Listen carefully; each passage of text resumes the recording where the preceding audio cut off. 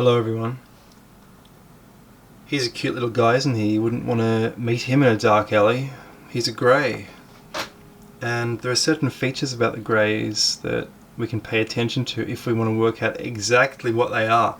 In this video, I'm going to say exactly what they are.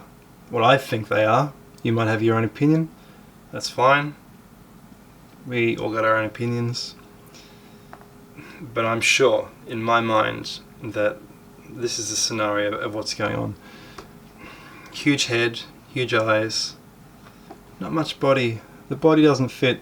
It's like the head is always more developed than the body. The body is almost superfluous. It's almost, it's just wispy, grey, almost white. Almost like a ghost. Almost like a ghost. Now, this is very interesting for a variety of reasons. When people are abducted, you just see the top. They're looking down at you and you see the faces. You don't necessarily see the body. Some people see the bodies, but the body is not what's important. It's just the head, the huge head, the oversized head. And you see, these are clues. And the more clues you get, then you can start to work out exactly what's going on here. I mean, this is unbelievable. Because these are humans.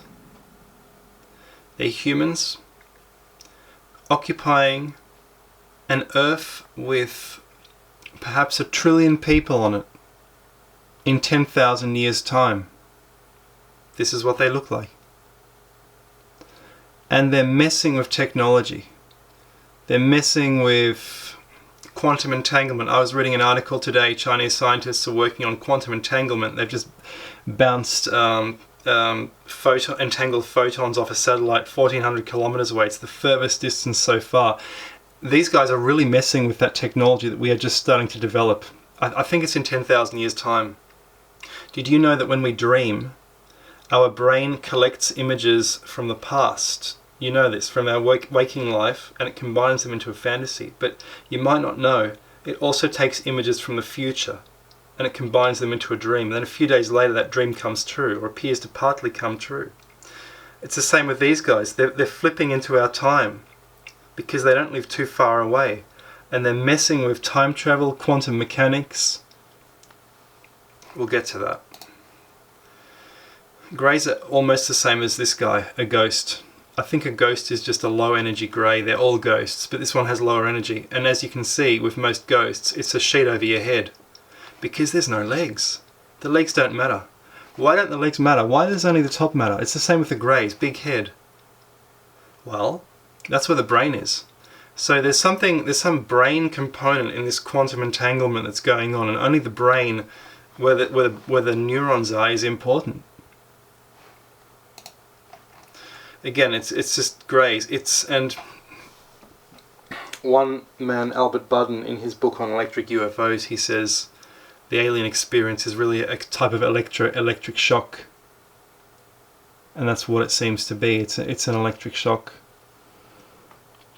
and the brain rationalizes it as being operated on or being prodded by these guys. Aleister Crowley, I'm always trying to prove everything I say. Everything. It has to be proven.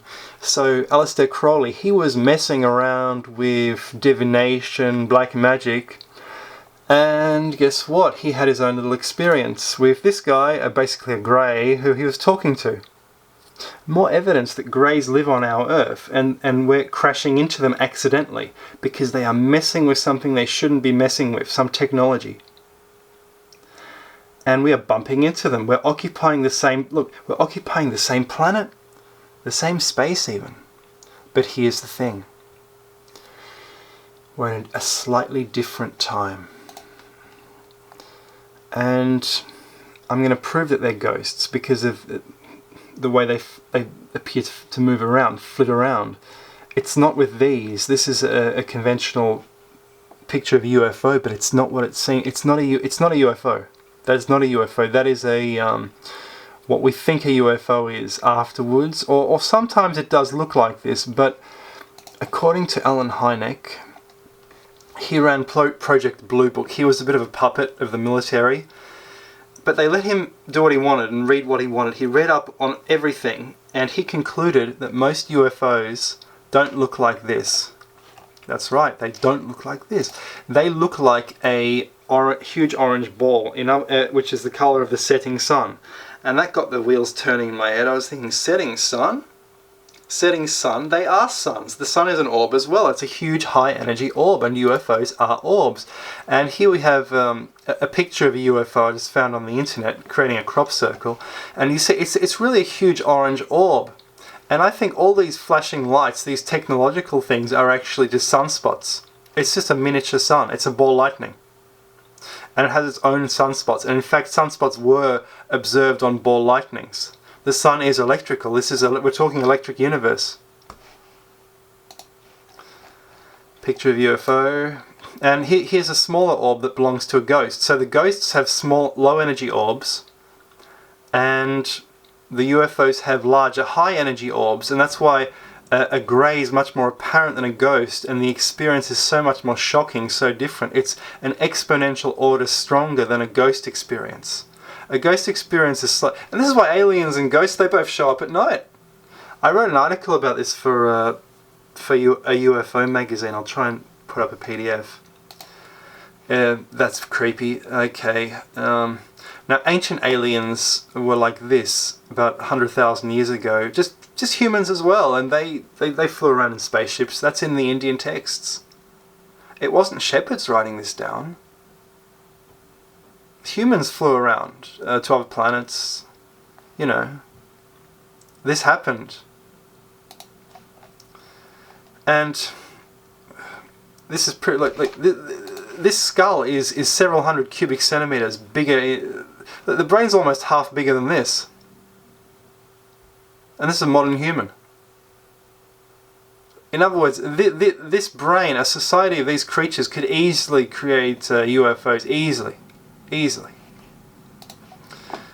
And do you remember the big heads, the big eyes? These are childish features. I'm talking about Neoteny. These are found on highly intelligent creatures. That's how we know the greys are actually real.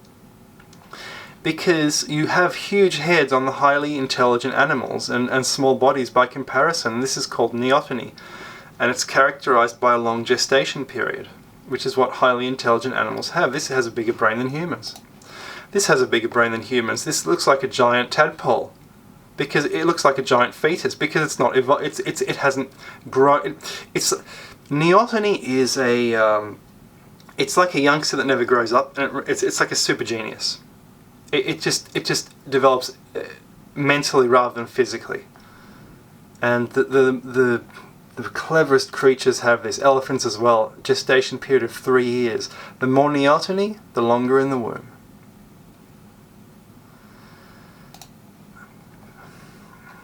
And then the future Earth.